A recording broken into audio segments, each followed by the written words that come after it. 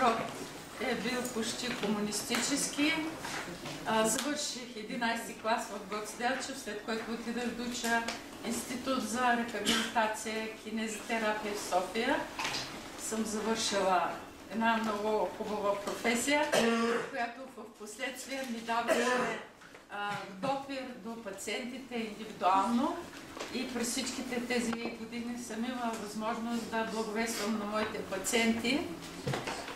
След като завърших 11 клас, отидах да уча института. През всичкото време съм живяла така, както си знам, с многото грехове, когато повярвах в Бога и почнах да чета Библията, видях, че просто нямаше грех от 10 Божи заповеди, които да не съм извършила. Дори и убийство. Разбирате? Убийство на собственото дете. Докато не съм го родила още. Всичките грехове.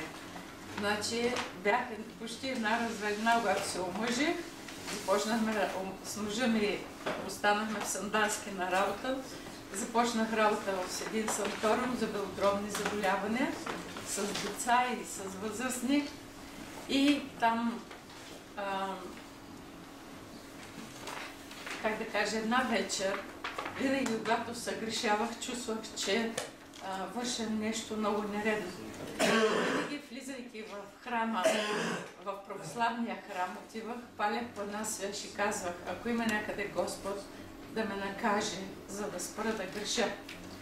И така отидах в Сандански на работа. Една вечер живеех на квартира, видях много странно видение. Отвори се прозореца и на прозореца застанаха две жени в черно. Едната протегна ръка към мен и каза: за тази какво ще кажеш? Другата каза: остави я, не, Господ ще я накаже. Събудих се, не че се събудих, аз виждах тези жени. Изпаднах в много такова стресово състояние, оплаших се много. Същата година се омъжих и на следващата родих едно момиченце. След това успях да направя и греха на убийството, премахнах едно дете и след това вече лекарите казаха: няма да имаш повече деца. Обаче не е било Божията воля. Роди се Иван, който вие повечето познавате. Иван стана на 2 години и заболя от една шарка. Вируса на шарката порази белия дроб. И това са едни бронхопневмонии, които просто на слушалка не се хващат. Лекарите слушат, обаче не могат да чуят, защото това е тиха такава бронхопневмония. Аз работя точно с такива деца. И бронхопневмонията се разви до там, че когато ни приеха в болницата и лекара каза, главният лекар, който съм рехабилитирала дъщерята с церебрална парализа, ми казва: защо и защо късно? Виж рентгеновата снимка и ми е залепа на прозореца, белият дроб беше черен. Детето нямаше с какво да диша, то умираше. И лекарът каза: какво да те правя? Защо идваш толкова късно? Ти си медицински работник, плюс това работиш с такива заболявания. Приготви се за най-тежкото, детето ще умре, няма да издържи. Сърцето ще получи разрива и няма да издържи, няма с какво да диша. Започнах да плача, да му се моля, започнах, той казва: не зависи нищо от мен, затвори ме в една стая. И тогава аз си спомних за съня. Разбирате ли, спомних си за моя живот, спомних си за това видение, което бях видела преди 8 години. Целият ми живот мина пред очите ми и разбрах какво става. Едно само не можех да разбера по-късно, защо никой не съм срещнала през тези години да ми благовесва. Разбирате ли, аз станах на 30 години, нито един пациент нямаше сила, може би бялата престилка респектираше пациентите ми, нито един пациент не се е опитал, са минали вярващи хора през мен, да ми каже нещо за Бога, да ми даде една Библия или нещо от този род. Аз не знаех нищо за Бога, но там на болното легло детето за първи път паднах на колене и казах: ако има някъде Господ, ако има някъде, ако съществува, да ми помогне. И така плачех и се молех, докато в този момент главният лекар се беше обадил на една от нашите лекарки в санаториума на вашата рехабилитаторка, детето умира, молите се, слизни долу. Тя беше лекар, специалист в тази област. Всъщност тя беше тази, която откри пропозната бронхопневмония. Тя дойде, влезна в бокса, в който бях и ме завари на земята. И съответно детето го държах в мен, то беше посиняло. Оплаших се, че ще ми умре и го сложих на края на кривата и казах поне да не ми умре в ръцете. Започнах там да се моля, да призовавам Бога. И когато дойде лекарката, първо сложи на мен една инжекция, за да се успокои. След това извади слушалката, взе да слуша детето и каза, ще се оправи, ще оздравее. Само ти гледай да не умреш преди него. После, когато излезахме в болницата, се срещахме, тя каза, в ония момент детето ти умираше. Казва, обаче те излъгах, защото имах чувство, че ти щеш да умреш преди него. И аз казах, доктор Ке, не ме излага, обаче Бог те употреби, защото нейните думи ме успокоиха и ми дадаха някакси вяра. И така, тя включи на една система детето започна много бързо да се подобрява. Аз седях на едно столче до него 15 дена, непрекъснато се молях, изповядвах си греховете, молях за прошка и само това знаех, да викам към Господа. Детето се оправи много бързо. След 15 дена направихме нова рентгенова снимка.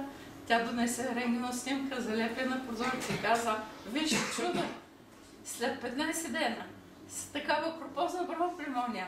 Това за мен, каза, за първи път се случва в практиката.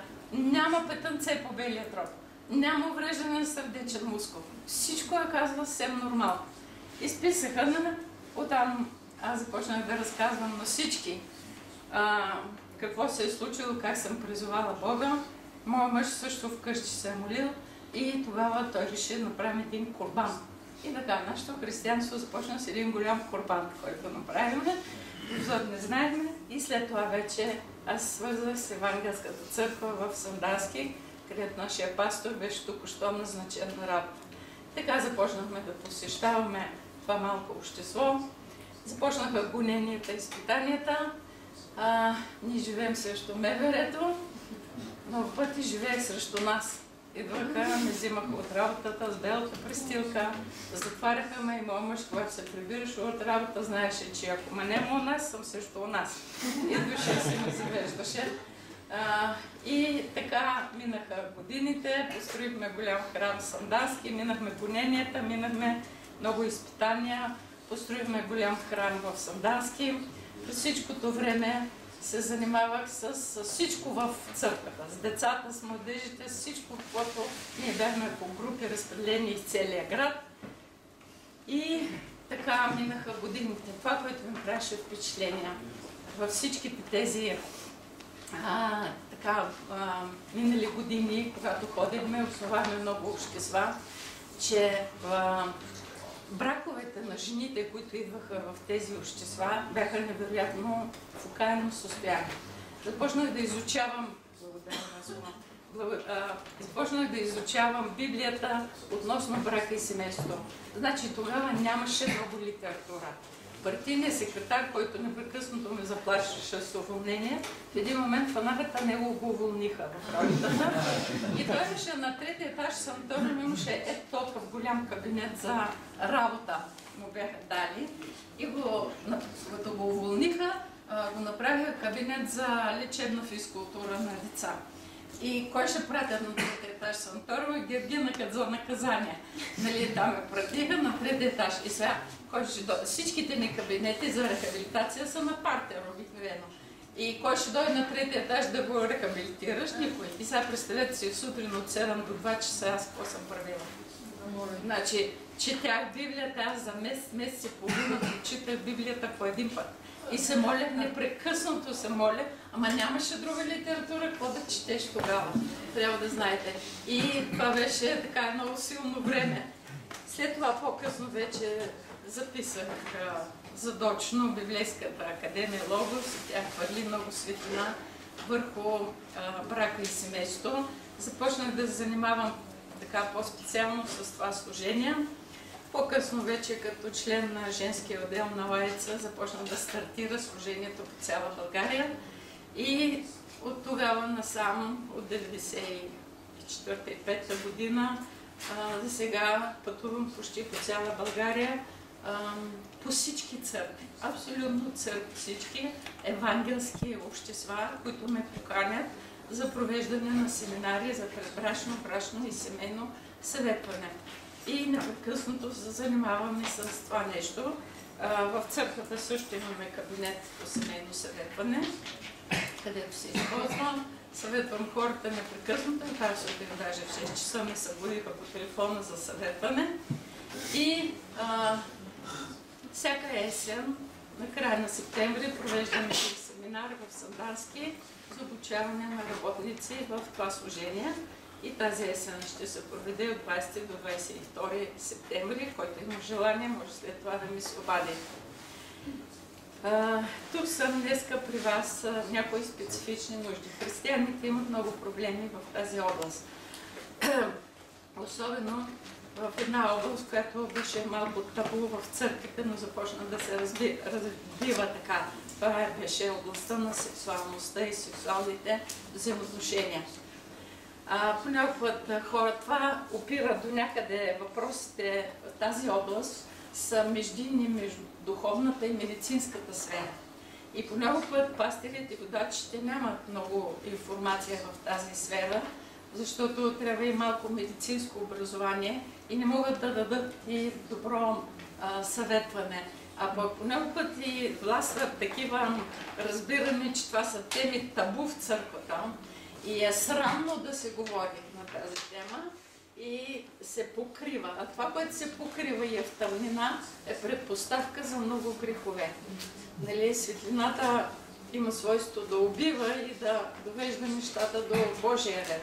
Но тъмнината довежда до много изневяри, блудства, прелюбодейства и нечисти неща вътре в църквите, където християните така не могат да се справят по някой път. Нали, сутринта жената, която ме събуди толкова рано, знаете ли какво ми питаше? Тя казваше така, така като съм сега в чужбина и съм без мъж, може ли да си имам друг мъж? Казвам, добре, ти четеш Библията, какво ще кажеш? Ти какво ще кажеш? Ти какво ще кажеш?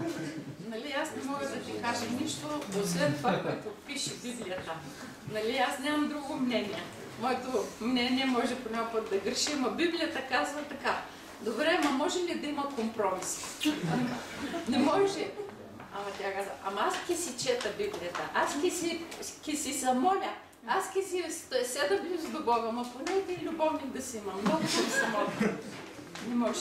Господ казва така, избора е твой.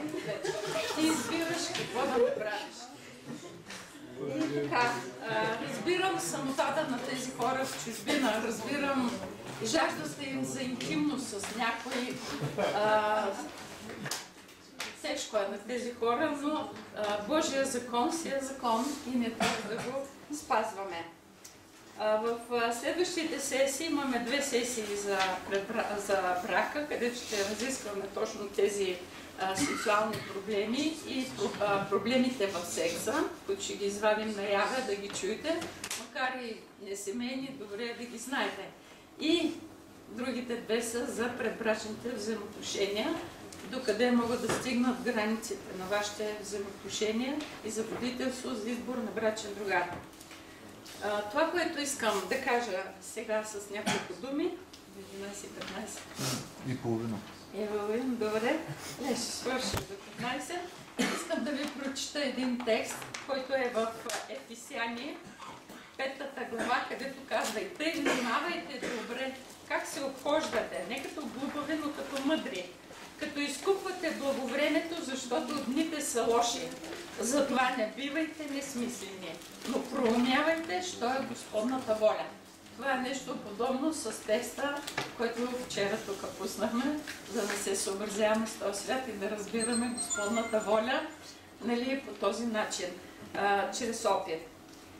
Няколко думи да кажа за предизвикателствата, като, нали, главна тема на този семинар. Какво представляват предизвикателствата? Това е някакво действие или личност, който има за цел да предизвика някаква реакция в нас. Предизвикателствата са нещо, което те кара да реагираш спрямо според ценностната система, която имаш. Ние имаме, в този свят има две ценностни системи. Библейска и светската. Как живеем ние, според коя ценностна система. Предизвикателствата точно това те предизвикват да постъпиш по библейски или по светски. Предизвикателствата те поставят пред избор. Избор, който ти трябва да направиш, свободната ти воля трябва да се включи тук, мисли, чувства, желание. Как да постъпя в този момент? Нали? По този начин ли, както казва Библията, това е най-трудният начин, или както казва света, по много лесния начин? Понякога път едно предизвикателство става изкушение за тебе, което може да те вкара в голям грях. И след това последствията да бъдат тежки. Предизвикателствата за мъжете са едни, за жените са други, за децата, за младите, за старите, различни. Едно време, ако са били едни предизвикателства, днеска са други. И аз ще изброя някои предизвикателства в сегашно време, но те почти се покриват тези предизвикателства. Например, нали, можем да започнем в Библията. Библията е пълна с примери. Още от създаването, от ерата на създаване на човешката раса, Адам и Ева бяха поставени пред предизвикателството. Да пипнат ли дървото, да ядат ли от плода или да не го направят. Избора. И те направиха погрешния избор. Не издържаха предизвикателството, ги вкара в грях. Както и днеска. Дървото за познаване, доброто и злото. Както и днеска. Доброто на света е много голямо предизвикателство за нас. И много пъти ние не можем да го разберем, това добро на света, и това ни вкарва в грях. Трябва да знаем. Нали, имаше няколко жени в Стария Завет. Анна, Рахил, Елисавета и тем подобни, които бяха безплодни. Голямо предизвикателство е било безплодието тогава, както и сега. Значи, понеже се занимавам в тази сфера, над 360 000 безплодни двойки има в България, които голяма е болката им, страданията, които търсят да имат дете. Една голяма част от тях са християни. Това ги вкарва пред избора да постъпят по библейски, както са постъпвали тези жени, молили се, изчакали, или да постъпят по светски. Какво да кажем за зачатието инвитро днес? Едно голямо предизвикателство. Едно зачатие, което може да вкара много от християните в грях.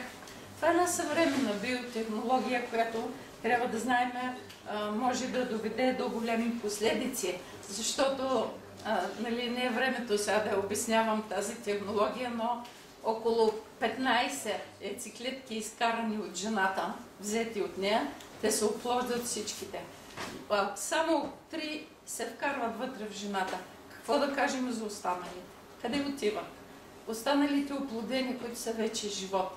Едни отиват в ледена забрава, други отиват за опити с човешкия материал, трети отиват за търговия, четвърти отиват за да се развие плода. Милионерите дават милиони средства да купуват такъв плод, защото изтегляйки стволовите клетки, те ги използват за помладяване.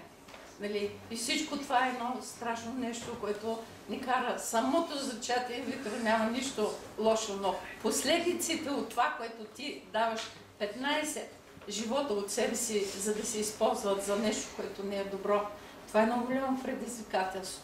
Нали? За пред жените как ще постъпят. За мен всичко това е бизнес, да си кажа, защото най-богатите лекари обикновено са лекарите, които се занимават с това зачатие. И бизнес, който манипулира безплодните семейства, и един вид, за мен е подигравка с мъката и страданието на тези люди, нали, които чакат да имат деца. Предизвикателствата са най-различни. Авраам имаше предизвикателство. Сара сложи набута в харема с тая жена. С Исак, когато трябваше да го сложи на жертвеника. Това е голямо предизвикателство. Вече те предизвиква как да постъпиш по твоята воля или по Бога. Предизвикателството, спомните си, на младия Йосиф. Една красива, невероятно хубава жена, която му направи директно предложение за леглото. Обаче той устоя, за разлика от Давид, който не можа да устои на предизвикателството и си получи след това и последиците. 4 от синовете му умряха. И днес ние живеем пред най-различни предизвикателства. За всеки един човек те са различни. Днешният ден е предизвикателство за нас. Дали ще го живеем според Библията или според света. Дали ще живеем стиха "Бъдете святи", така както трябва, както казва Библията. Парите са предизвикателство. Много християни в нашата църква напуснаха църквите, за да се впуснат в бизнес, който носи голям доход и големи пари. Властта е много голямо предизвикателство. Било в църквата, било извън църквата. Как ще се справим с тези властови позиции, които Господ ни дава. Болестите са предизвикателство.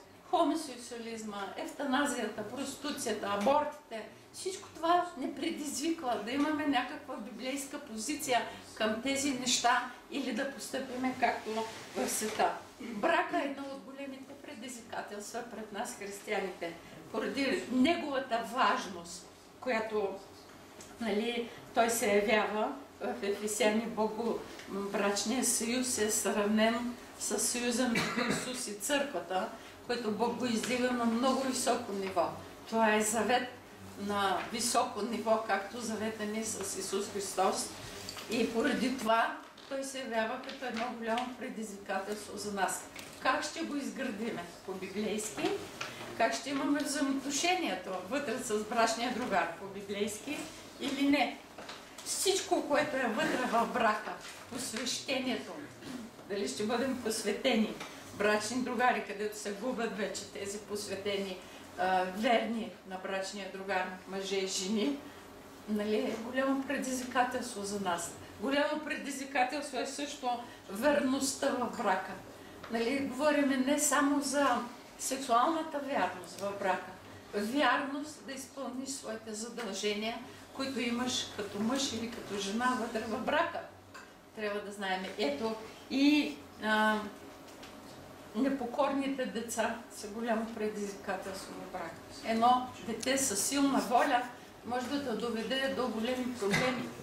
Или една непокорна жена, чието уста предизвиква плесници непрекъснато, е голямо предизвикателство вътре мъжа да не посегне и да не плесни през устата. Знаете, че една голяма част от предизвикателствата в брака могат да те вкарат в сферата на насилието. Да прекрачиш границата, границата е много тънка и да не се усетиш и да влезеш в тази сфера. Или започнеш да биеш детето си непрекъснато и да го наказваш, това е вече сферата на насилието. И трябва да знаем, че тези предизвикателства, ако не ги овладеем и не ги приемем по-библейски, могат да навкарат големи грехове. Например, един пиян мъж, един изневеряващ брачен другар, бързите разводи. Значи в нашата църква имаме една адвокатка, която много ме ядосваше, да си кажа, честно, защото пастир Подгорския ги венчаваше, тя след един месец ги развеждаше. И аз повдигнах въпроса, веднага се съпротивих, бързия развод. Разбирате ли, тя намираше начин за 2 седмици развеждаше хората. И аз направо не можах да повярвам на това, което тя върши. И тогава повдигнах въпроси в Духовен съвет и в цялата църква и с пастира. И исках това нещо да престане като в църквата. То престана, жената напусна църквата, въпреки че мъжа беше дякон, не можа да някакви предизвикателства, други материални имаха, достряха и тръгнаха по тях. Но това, което разбрах, беше лошото, че само след 2 месеца по бързата процедура тя се беше развела по този начин. И сега тези неща са едни голями предизвикателства, трябва да знаем. И това, което искам да кажа, е другото нещо. Не знам дали сте чували сте, имаше и такава книга на този Джош Магда за новата толерантност, която настъпва навсякъде. И с няколко думи само да кажа, че това е едно голямо предизвикателство за нас, християните. Толерантността бива два вида. Традиционна, библейска и една такава дяволска нова, която настъпва в света и завладява християните и християнските църкви. Традиционната, библейската толерантност казва така: обичаме човека, който е също нас, но не искам да се включа в неговите грехове и да участвам в неговите грехове и действия. На тази основа общуваше Исус с хората. Обичаше хората, но не участваше в техните грешки и грехове. Така трябва да бъдем и ние, християните. Обичайки личностите, можем да им благовестваме, но не можем да участваме и да подкрепяме тяхния грех. И аз сутрин казвам тази жена: много те обичам, ще се моля за тебе, но не мога да ти подкрепя греха. Нали? Ки си идиш в ада, ми казвам, с този грях, който го правиш по-македонски. Точно за там си. И затова дяволската толерантност е едно дяволско учение, което завладява, повлиза в църквите. То те кара не само да обичаш личността, но да вземеш участие в неговия грях. Да вземеш участие в грешните му възгледи и да го подкрепиш. Например, в едно училище накарали децата да носят розови триъгълници като подкрепа на хомосексуализма. Християнските деца, които родители не позволили това нещо, били изключени от училище. В една, например, духовна семинария католическа накарали учениците, нали, католическите монаси, да гледат порнофилми с хомосексуалисти, за да имат по-голямо съчувствие към тях. Тези, които отказали да правят това нещо, били веднага изключени. Нали, карат те да участваш в гей парадите и да подкрепяш гейовете навсякъде. Много ги обичам, но не мога да ги подкрепя в тези грехове. Значи, ако не вярваме в абсолютните истини на Божието Слово, ще изгубим способността да правим разлика между правилно и неправилно. Ще изгубим способността си, духовия вкус ще изгубим между библейска ценностна система и светска, между чисто и нечисто. Тогава предизвикателствата в нашия живот ще стават вид изкушения, на които ние не можем да устоиме и те ще не вкарват в грях. И греховете ще си имат своите последици. Новата толерантност е точно такова учение, което вкара хората да приемат и да участват във всички предизвикателства, без да им се съпротивляват и без да помислят библейско ли е или не е библейско. Преди всичко нашата ценностна система опира на Библията, на Божието Слово, и това учение казва, че всички видове идеи, вярвания, религии, които претендират за истината, са равни. Нали, всички вяри са равни, равностойни.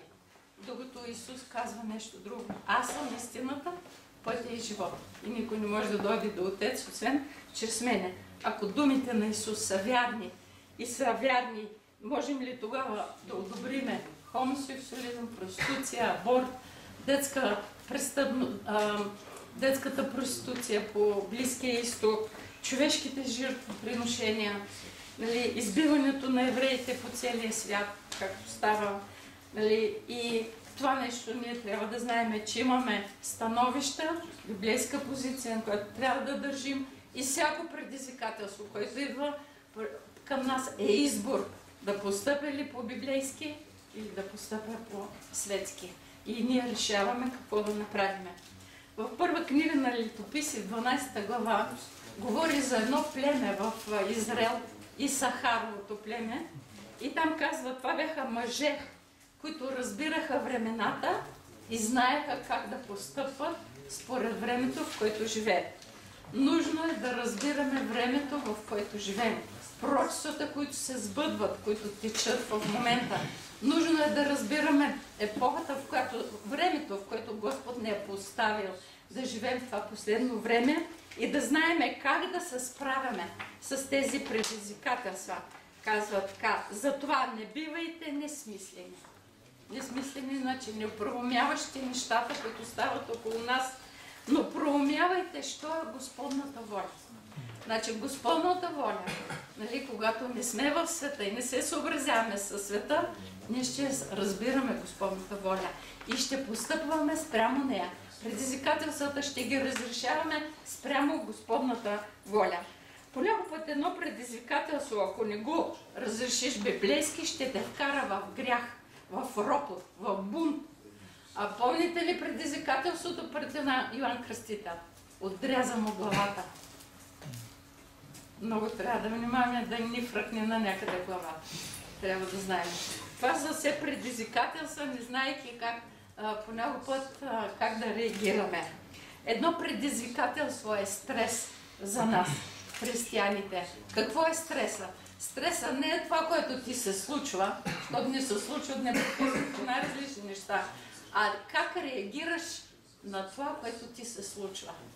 Нали, някои реагират като бучката масло на слънце, разтопяват се и се размекват, но някои реагират като кал на слънце, твърдяват се и стават още по-твърди на стреса. Когато стреса, ние всички имаме стрес, това е нашия живот.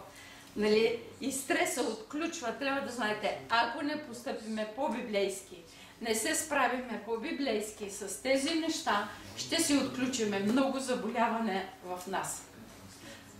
Наскоро имах една пациентка, която беше християнка. Значи, само за няколко часа вечерта, сега ще ви кажа защо, беше получила инсулта и се парализира. Отишла на вилата жената и точно защо вилата е вила там при Сандански, вилното място е така. Селата не е така, както е там. Едно от друго са вилите. И точно също не е двора и вилата на един наш хирург. И той събрал там няколко лекари и цяла нощ до 4 часа сутринта ядене, пиене, песни. И жената вече се изморила цяла нощ и на сутринта излезала и казала, бе, може ли малко по-тихо, нали, цяла нощ викате, крещите. И травматолога се обърна и каза, я мълчи там, за да не дойда да те потроша и после да те оправям. Значи жената се прибира в стаята и толкова, той е много близък там познат, но той от алкохола беше толкова разочарована и така наранена от този израз, само след един час получава инсулт и е вкарала в болница веднага. И точно това става, словото, което той изговорил. И след това беше дошла при нас за рехабилитация. Дълго време е рехабилитирана. Тази жена не можеше да се примири с това, че на нея се беше случило това нещо. Тя е известна жена в Сандански, на висок пост беше.